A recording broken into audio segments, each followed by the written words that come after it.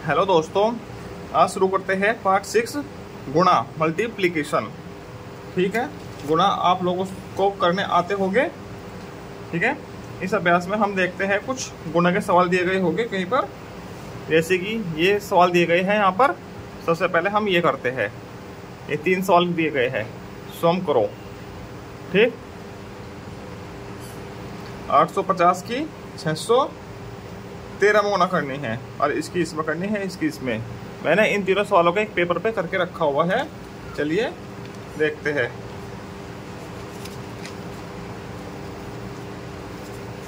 ये तीनों सवाल हैं। ठीक है, इस प्रकार से तीनों सवाल हल हो जाएंगे। गुणा करनी ही आती है आप लोगों को। 6 की गुणा 3 की गुणा 0 में करेंगे, 0 आएगा। 3 पंजे 15, हाथ लगा 1, 3 8 24 और 1 25। फिर ऐसे गुणा के निशान लग जाता है, फिर 1 की गुणा होती है, फिर 2 गुणा के निशान लग जाएगी, फिर 6 की गुणा होगी। ठीक है, ऐसे इन सबको जोड़ के ये इन दोनों की गुणा आ जाएगी। ऐसे ही बाकी के 2 सवाल हो जाएंगे। आगे चलते हैं।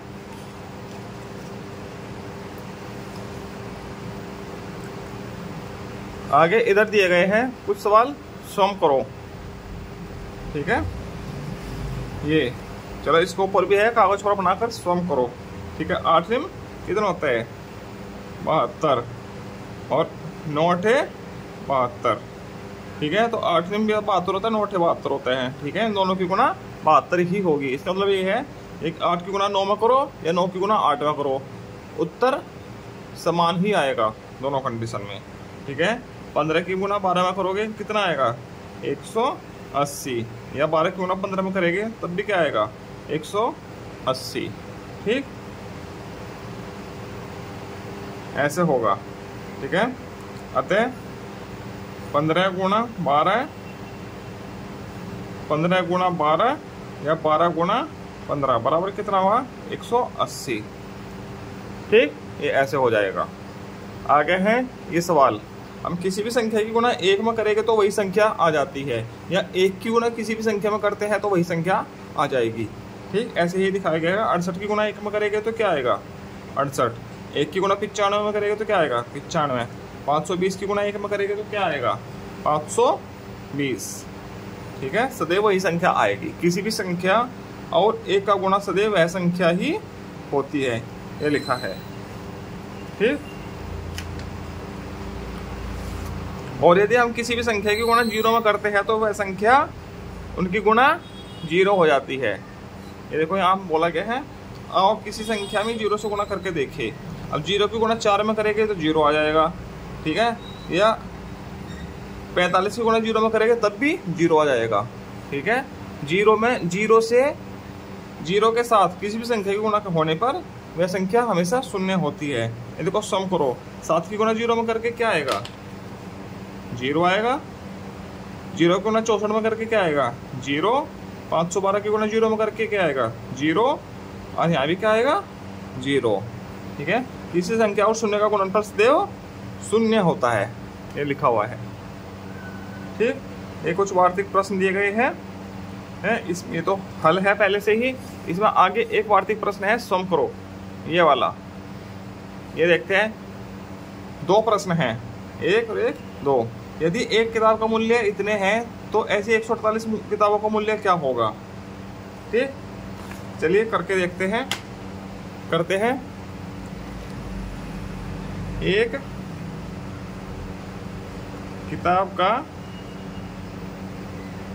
मूल्य कितना होगा 235, तो 148 किताबों का मूल्य कितना होगा 235 गुना 148। इन दोनों की हम गुना कर देंगे तो क्या आएगा, गुना करके रफ पेपर पे देखेंगे हम। 8 पंजा 40, 8 तेरह 24 और 4 28, 8 दूनी 16, 2 18, 4 पंजा 20, 4 तेरह 12 2 14, 4 दूनी 8 1 9, 235, 0 8 4 12 और 5 17, 9 10 3 13 और 1 14 3, इतना मूल्य हो जाएगा, इतने रुपए। ये ऐसे हल हो जाएगा।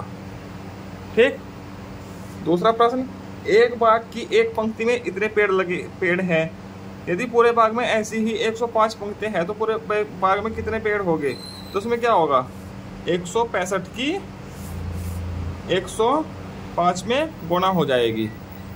ठीक, तो क्या होगा, और मुझे 25, 5 30, 2 32, 5 का 5 3 8, 0 0 0, 6 5 1, 5 2 4 6 1, इतने पेड़ हो गए। इतने पेड़ आ जाएगा 16,425। ठीक, आगे प्रश्न हल करते हैं। ये है, देखो, समझो और रिक्त स्थानों की पूर्ति करो। ठीक, इसमें देखो ये है पहाड़े लिखे हैं, इनकी पूर्ति करनी है।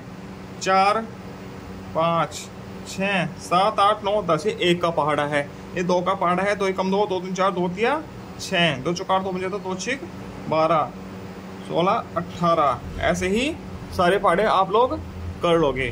ठीक है, 12 15 18 30, ठीक है, 4 कम 4 4 2 8, 4 5 4 4 5 20 32 36 40, ऐसे 15 20 25 30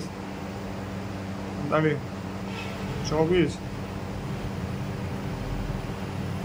ऐसे 7 में 14 35 56, ठीक है, 24 42 72 36,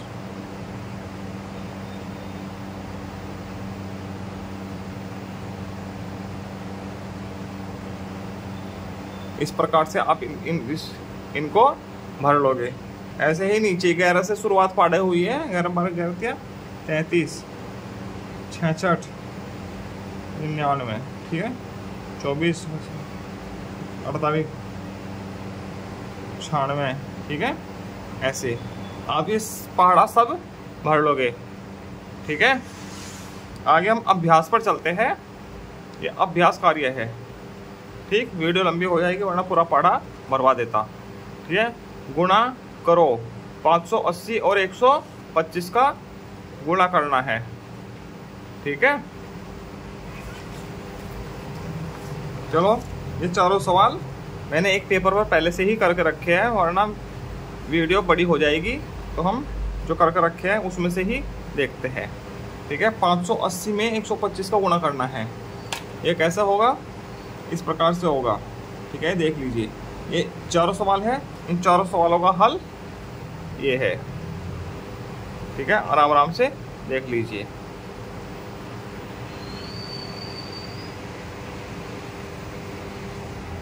ठीक है, चारों सवालों का हल ये है। ठीक है,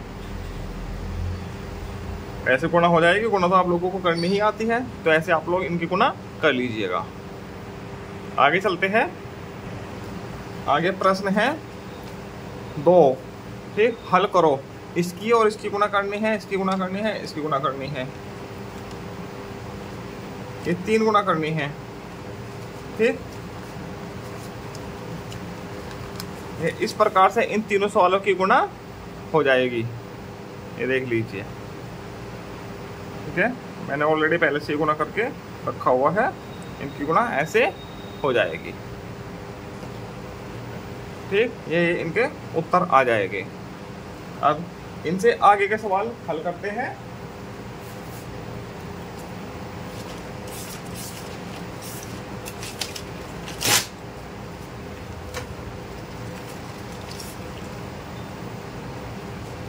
ये प्रश्न है, एक पुस्तकालय में 15 अलमारियां हैं और प्रत्येक अलमारी में 275 किताबें हैं। पुस्तकालय में कुल कितनी किताबें हैं? इसको कैसे करोगे? पुस्तकालय में कुल अलमारियां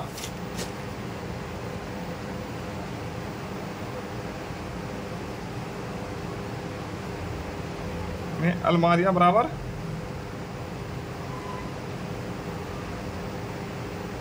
कितनी हैं? 25। ठीक, ऐसे लिखेंगे।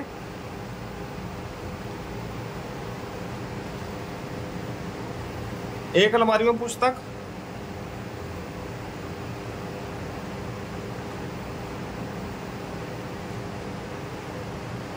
पुस्तकें या किताबें कितनी हैं? 275 पुस्तकें हैं, किताबें हैं। ठीक है, तो पुस्तकालय में कुल कितनी किताबें हैं? में कुल किताबें कितनी हो गई? 275 गुना 25, इन दोनों की गुणा हो जाएगी। ठीक है, गुणा करके देखते हैं। 275 की 25 में गुणा करो, क्या आएगा? 5 25, 5 7 35, 2 37, 5 दूनी 10 और 3 13, 10, 2 14 1 15, 2 3 4 1 5, 5 7 8 6, 6875 इतनी किताबें हैं। ठीक है, अब चौथा प्रश्न, एक घड़ी का मूल्य 560 है, ऐसी ही 108 घड़ियों का मूल्य कितना होगा? उसको कैसे करेंगे?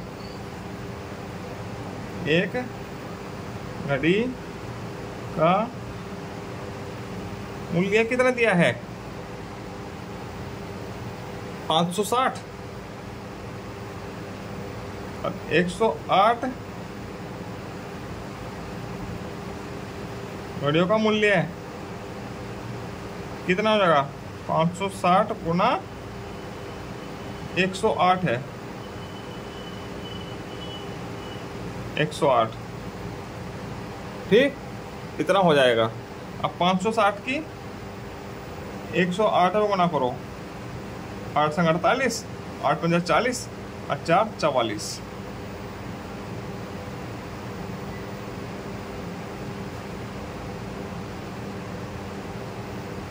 इतना हो जाएगा 60,480 रुपये। ठीक है, अब आगे सवाल है, 3 अंकों की सबसे बड़ी और 3 अंकों की सबसे छोटी संख्या का गुणनफल। ठीक है, 3 अंकों की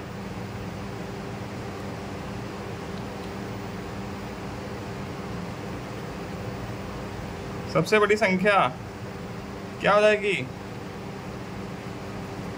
999। ठीक, और 3 अंकों की सबसे छोटी संख्या क्या हो जाती है? 100। इनका गुणनफल क्या हो जाएगा? 999 गुना 100, ये आ जाएगा। ठीक है, ये हुआ प्रश्न संख्या 5। प्रश्न संख्या 6, यदि एक छत से वाटर हार्वेस्टिंग सिस्टम द्वारा 200 लीटर जल का संचय किया जा सकता है। ठीक है, तो ऐसी ही 15 छतों से कितने लीटर जल का संचय किया जाएगा? ठीक है, क्या कर लिया जाएगा? 200 की 15 में गुणा हो जाएगी, सीधे सीधे क्या आ जाएगा? 3000 लीटर जल, 3000 लीटर जल का संचय कर लिया जाएगा। ठीक, और 7वां प्रश्न है, एक विद्यालय में 576 विद्यार्थी है। एक महीने में एक विद्यार्थी के मध्याह्न भोजन पर 215 रुपये खर्च आता है। ठीक है, एक विद्यार्थी एक महीने में 215 रुपये खर्च करता है, मतलब खर्च आता है एक विद्यार्थी के ऊपर। बताओ एक महीने में सभी विद्यार्थियों पर कुल कितने रुपये खर्च होंगे? ठीक, 7वां प्रश्न, विद्यालय में कुल विद्यार्थी कितने हैं? 576।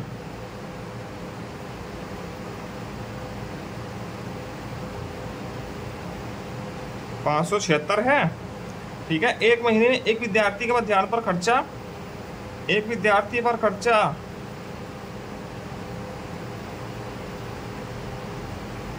कितना आ रहा है? 215 रुपये। बताओ एक महीने में सभी विद्यार्थियों पर खर्चा कितना आ जाएगा? सभी विद्यार्थियों पर खर्चा, सभी मतलब कि 576 पर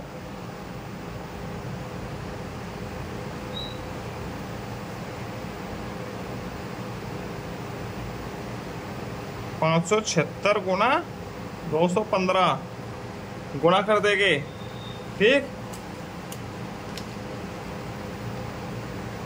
576 की 215 में गुणा करो, 5 6 30, 5 7 35 और 3 38, 5 सते 25, 28, 6, 7, 5, 2 6 12, 2 7 14 और 1 15, 2 5 10 और 1 11, 0 4 7 10 17 18 13 2 1 1 2 3 8 4 0। इतने रुपए खर्च आएगा सभी विद्यार्थियों पर। ठीक है। 8वां प्रश्न क्या है? ये एक दुकान में विभिन्न सामानों का मूल्य लिखा है इतना। ठीक है, ये मूल्य लिखा है 3 स्कर्ट और 2 फ्रॉक। ये स्कर्ट है, ये फ्रॉक है, ये स्वेटर है, ये जूते हैं। ठीक, ध्यान से देखना, ये स्कर्ट है, फ्रॉक है, ये स्वेटर है और ये जूते हैं।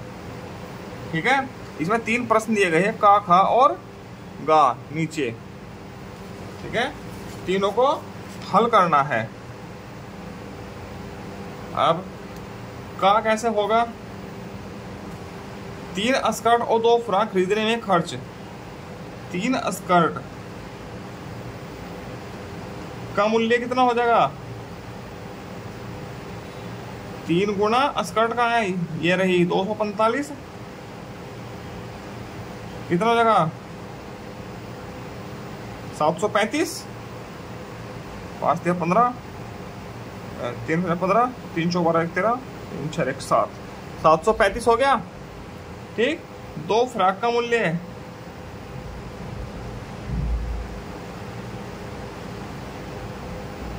फ्रॉक का है, ये रहा।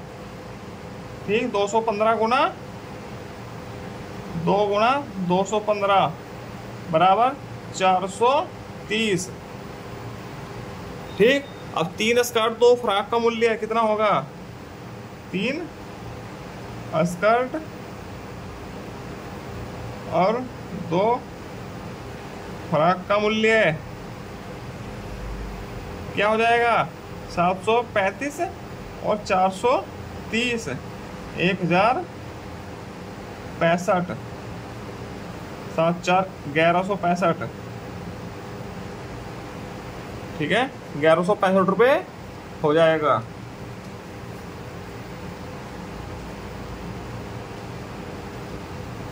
अब एक स्वेटर व 3 जोड़ी जूते का मूल्य है। एक स्वेटर कितने का है? 375। और 3 जोड़ी जूते कितने हैं? 199 का एक जोड़ी है, तो 3 जोड़ी कितने का हो जाएंगे? 597 के। ठीक, तो दोनों 597 और 375 को जोड़ेंगे। ठीक है, एक स्वेटर व 3 जोड़ी जूते। एक स्वेटर और 3 जूते का मूल्य, एक स्वेटर कितने का है?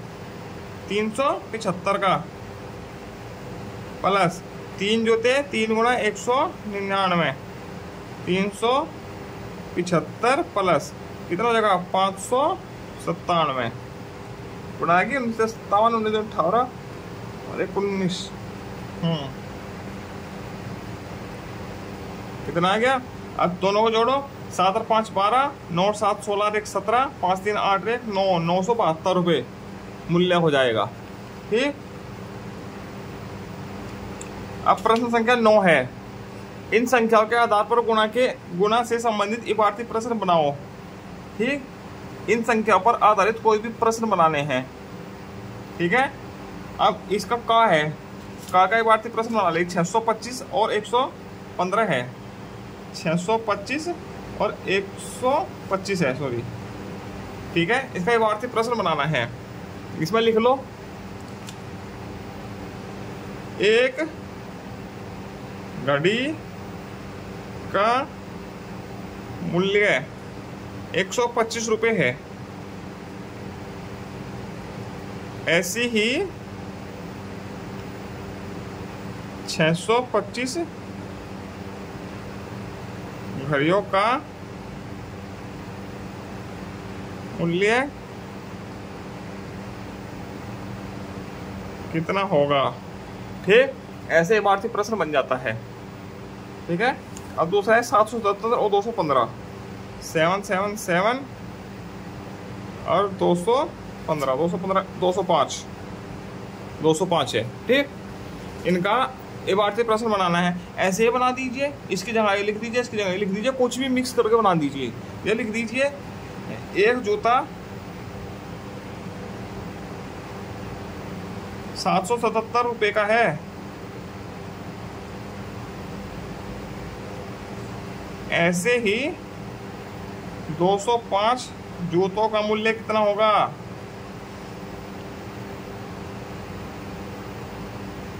क्या हो गया, क्या होगा?